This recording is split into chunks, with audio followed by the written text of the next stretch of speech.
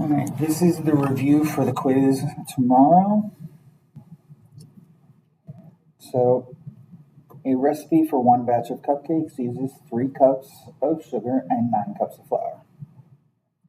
So, complete the double number line. So, part A, complete the double number line diagram to show the amount of sugar and flour needed for 1, 2, 3, 4, and 5 batches of cupcakes. So, we've got these number lines, but we have to fill it in.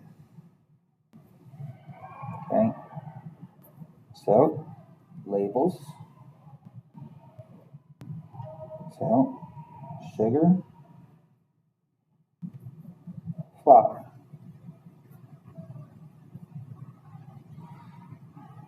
Now, next is for one batch.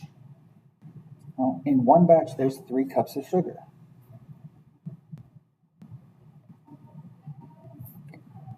Now, it's not necessary, but I'm going to put this 0 here. And if we made no batches, we need none of each. In lights. Okay, so, sorry, I hadn't moved from this spot to make the videos, and so the lights went out. And so, if I make one batch, I need 3 cups of sugar, and so that's 9 cups of flour. When you make these should line up. It shouldn't be 3 here and 9 way over here and it being on a huge diagonal. They should actually line up. Then, that's one batch.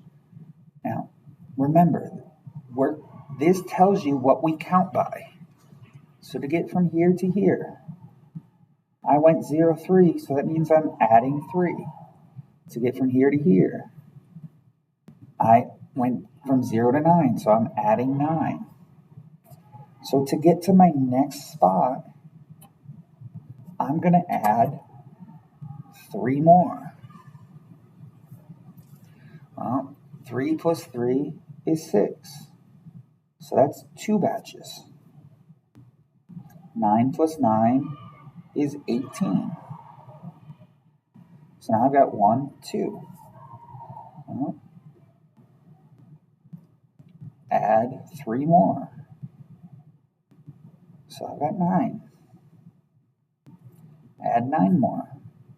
That's 27. 1, 2, 3, 4. Add 3 is 12. Add 9 is 36. Add 3 is 15. Add 9 is 45.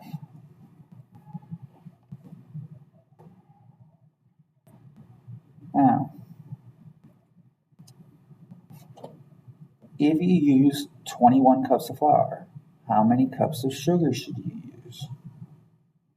Well, notice 21 is not on here. Okay, if you use 1 cup of sugar, how many cups of flour should you use? 1 is not on here. So this is where we have to simplify our rate. Okay, so this is where per comes in. And remember, per is for each. So since there's more flour than sugar, let's find out flour for each cup of sugar.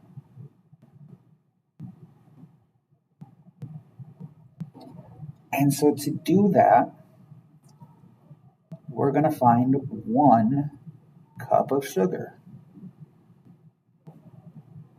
Well, to get from here to here, we divide by 3.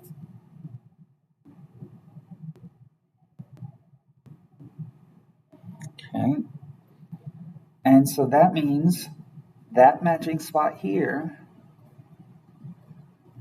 to get to there, we divide 9 by 3. Well, 9 divided by 3 is 3. Well, if we use 1 cup of sugar, that's 3 cups of flour. So we've answered this question. Well, now that we know this one, it's easier to answer this one. Because now it's how many cups of sugar should we use for 21 cups of flour? Well, I know that it's 3 cups per cup of sugar. So I'm going to do 21 divided by 3. And that's going to tell me 7. And so that's 7 cups of sugar. Okay? So if 1 cup is 3, if 1 goes with 3, right here 6 was 18, so 1 more is 3 more, and so that's my 21. Okay? Remember, we don't always have to go in order. Just because B is asked before C doesn't mean we can't answer C before B. Okay? Take advantage of what we have and use one part to answer the other. All right. Now for the next one. The number's not here. 2. Candy bars are on sale at store A for 4 for $11. While the regular price at store B is 5 for $13. Now, unit rate is just another way of saying per.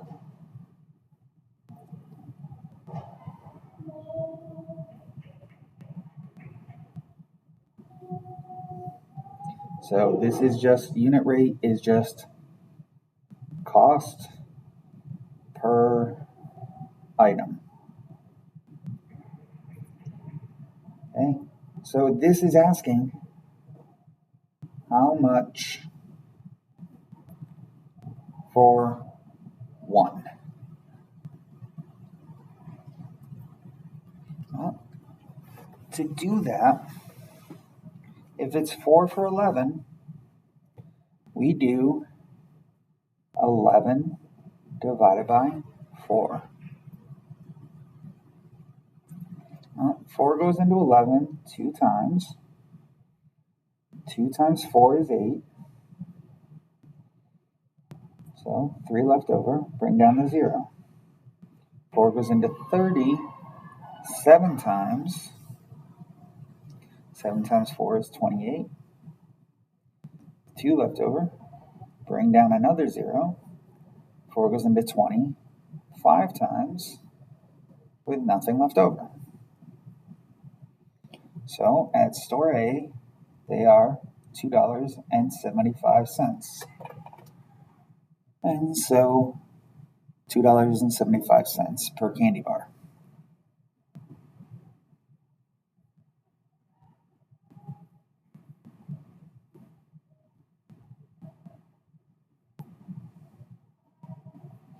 Now at store B, it's the same idea.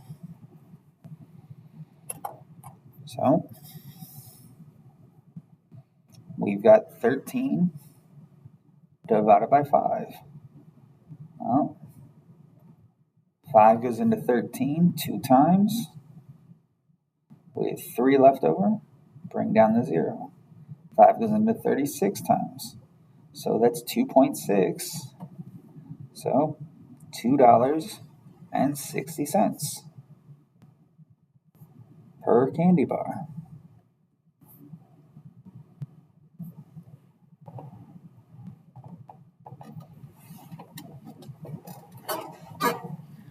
And so now, which store is selling at a cheaper rate? Well, so we look at the two prices. Which one is cheaper? Well, $2.60 is cheaper than $2.75. So, store A. How do we know?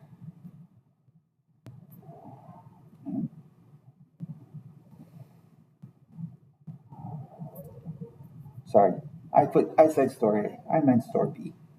Oopsie. So store B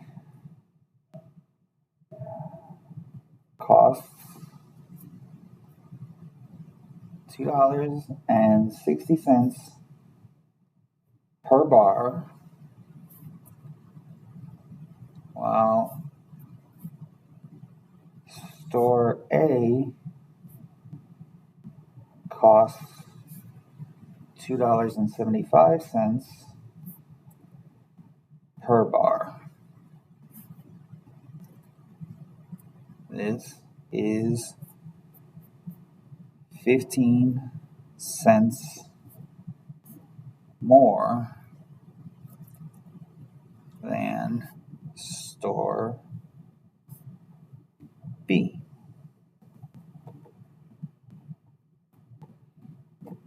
Okay.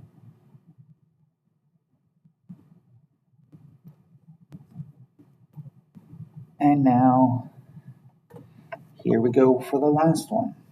Question 3. It's got an A, B, and a C. How do you know? Explain your reasoning. Okay.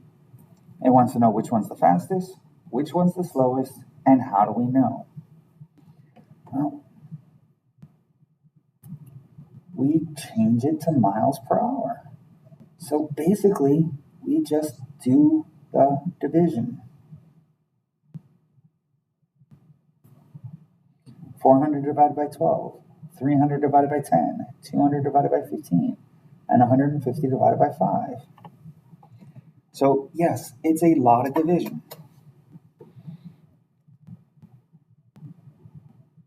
But, it's unfortunate. And this is math class. You got to expect to have to do some work. And I'm sorry about that. So, 400 divided by 12. I'm going to turn the paper over. 400 divided by 12. 12 goes into 40 3 times. 3 times 12 is 36. That's a 4. Bring down the 0. 12 goes into 40 3 times for 36. With a 4. Bring down the 0. And notice it's just going to keep doing that. So this is 33.3 repeating. So equals 33.3 miles per hour. And now we do 300 miles divided by 10. Well, we said today that when you divide by 10, you just have to move the decimal place. So the decimal's here. And so it goes over 1. And so that's 30 miles per hour. 200 divided by 15. So, sorry, I had it easier to write instead of what's best for the camera. Well, 15 goes into 200 once. With 5 left over, bring down the 0. Goes into there 3 times. With 5 left over. Decimal, 0. 3 times. With 5 left over, and so it'll be repeating. And so 13.3.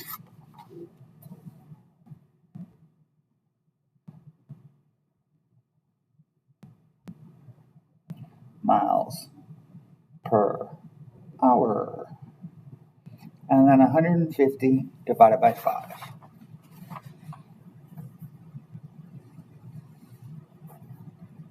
Well, 5 goes into 15 3 times. 3 times 5 is 15.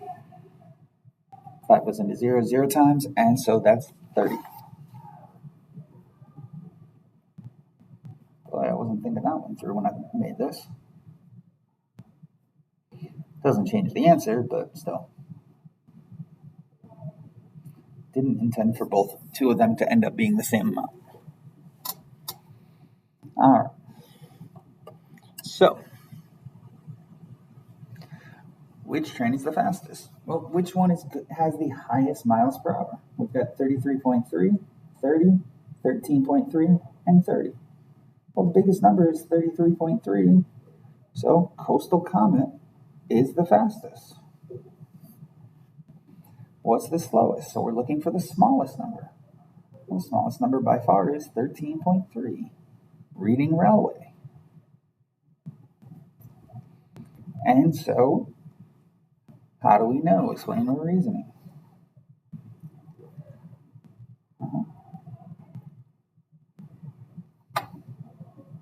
Coastal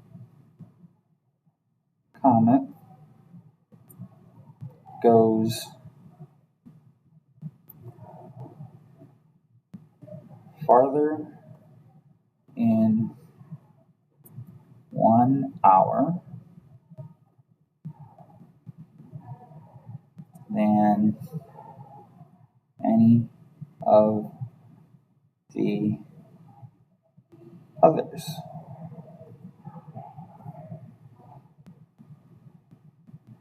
.3 miles.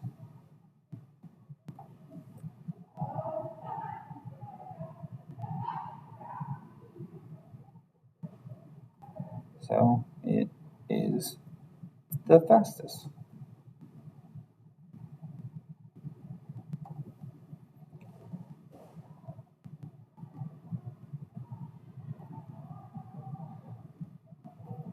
Reading Railway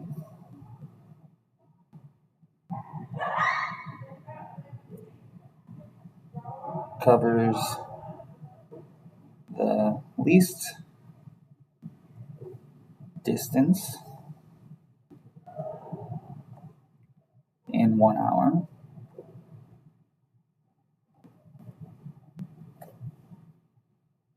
.3 miles.